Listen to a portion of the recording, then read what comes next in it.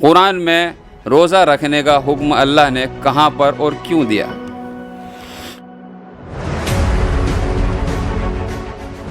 کہ یہ جو روزے کا قانون رکھا گیا جی اس لیے تاکہ وہ جو پیسے والے ہیں، پونجی پتی ہیں،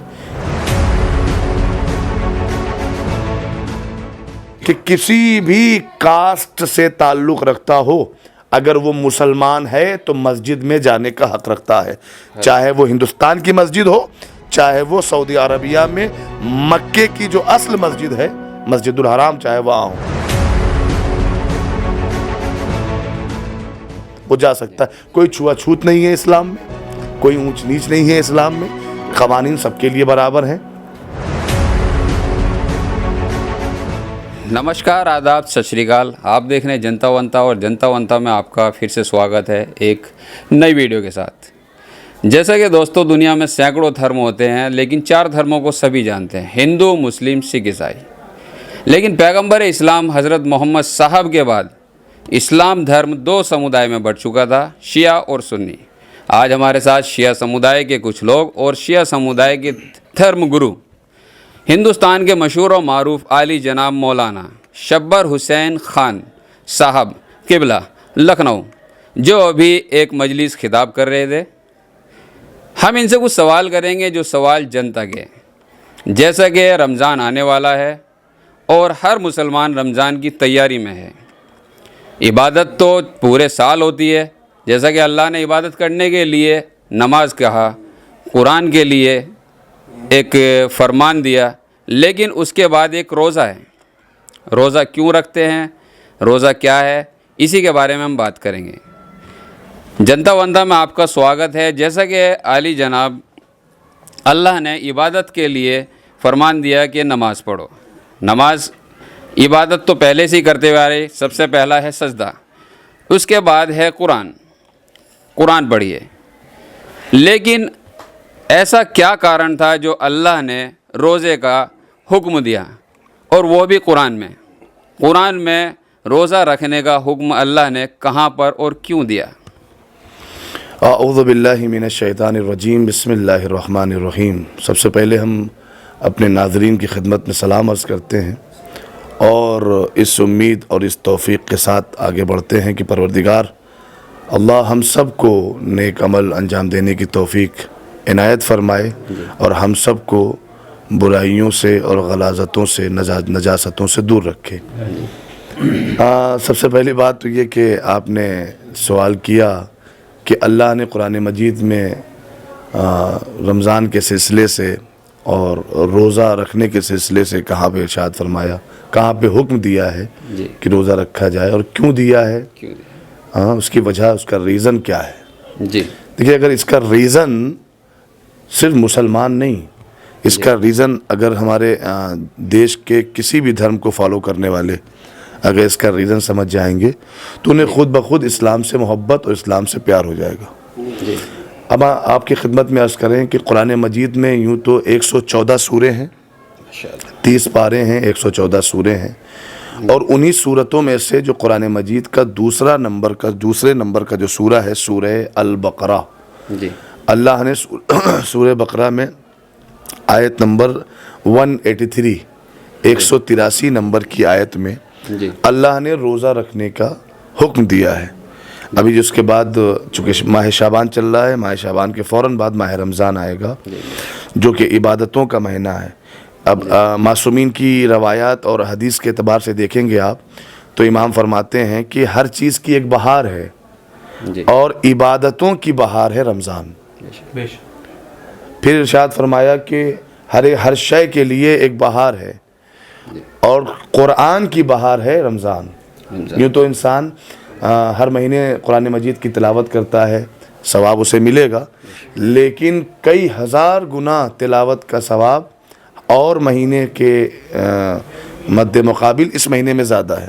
اب چونکہ ہمیں فوکس کرنا ہے روزے پر، لہذا ہم روزے پہ بات کرتے ہیں۔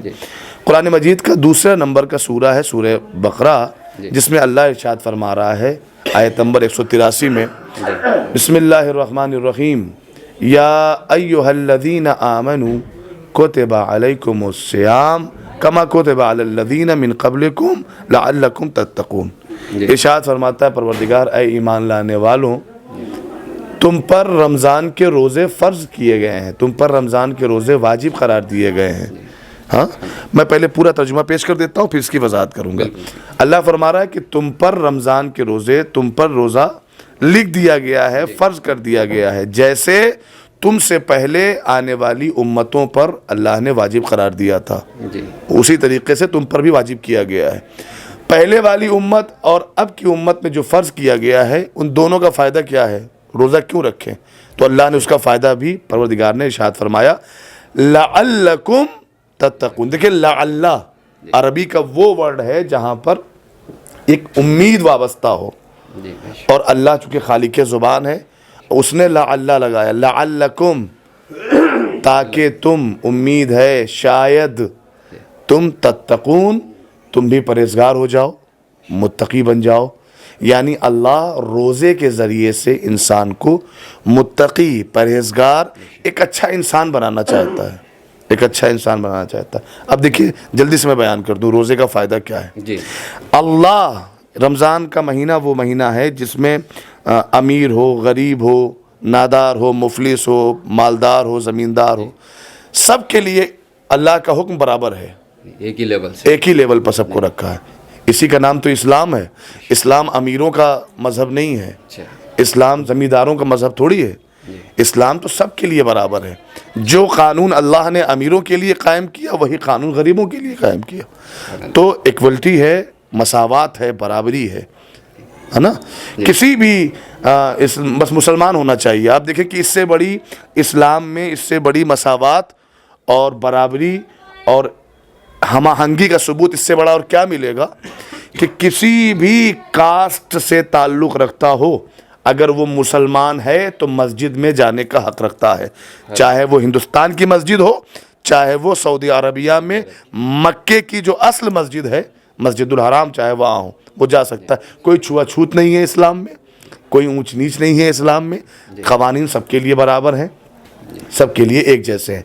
तो मैं अर्ज़ करूं कि ये जो रोज़े का कानून रखा गया इसलिए ताकि वो जो पैसे वाले हैं, पूंजीपति हैं, एक महीना जब वो दिन भर भूखे रहेंगे, प्यासे रहेंगे, तो हो सकता है एक दिन में एहसास ना हो, 2 दिन में ना हो, 3 दिन में ना हो, 4 दिन में ना हो, लेकिन जब एक महीना मुसलसल वो रोज़ा रखेंगे, फास्टिंग मूड पर रहेंगे, तो शायद उन्हें इस बात का एहसास हो कि जब हम 10 घंटा, 12 घंटा, 9 घंटा भूख और प्यास बर्दाश्त नहीं कर सकते, जबकि हमारे पास मालो असबाब, दौलत की कमी नहीं है, सिर्फ अल्लाह की खुशनुदी और उसे खुश करने के लिए हम 10 घंटा जब भूखे नहीं रह सकते, तो उनका हाल क्या होता होगा जो साल भर जिनके पास न खाने को है न पीने को है। अब ये तत्तक़ून का मतलब समझ में आ जाएगा, लअल्लकुम तत्तक़ून। अगर तुम्हें अल्लाह ने मुस्तग़नी बनाया है, अल्लाह ने तुम्हें पैसे वाला बनाया है, और जब तुम रोज़ा रखते हो तो तुम्हें एहसास होना चाहिए कि उसके और बहुत से बंदे ऐसे हैं जिनके पास खाना पीना और कपड़े और ये तमाम चीज़ नहीं है। तो लिहाजा जब एहसास होने लगे तो उसके बंदों की मदद के लिए आगे बढ़ो, और जब मदद के लिए आगे बढ़ोगे तो लअल्लकुम तत्तक़ून, तो उस वक्त तुम परहेज़गार कहलाओगे, मुत्तकी कहलाओगे, अल्लाह की निगाह में ईमान वाला और मोमिन कहलाओगे। यानी इंसान को एक सबक देने के लिए, गरीबी और अमीरी खत्म करने के लिए ये हाँ, सबक देने के लिए, एहसास दिलाने के लिए कि अगर तुमको प्यास लगती है तो गरीब को भी प्यास लगती है। तुमको रमज़ान का रोज़ा रख के प्यास लग रही है, लेकिन गरीब ऐसा है जो 12 महीने साल भर अपनी गुर्बत से लड़ता रहता है, भूखा प्यासा। लिहाजा अगर तुम्हें अल्लाह ने इस लायक बनाया है तो तुम उसकी 11 महीने मदद करो, 12 महीने मदद करो, जो भी तुम्हारी हैसियत है अपने एतबार से मदद करते रहो। तो तुम उसकी 11 महीने मदद करो, 12 महीने मदद करो, जो भी तुम्हारी हैसियत है अपने एतबार से मदद करते रहो।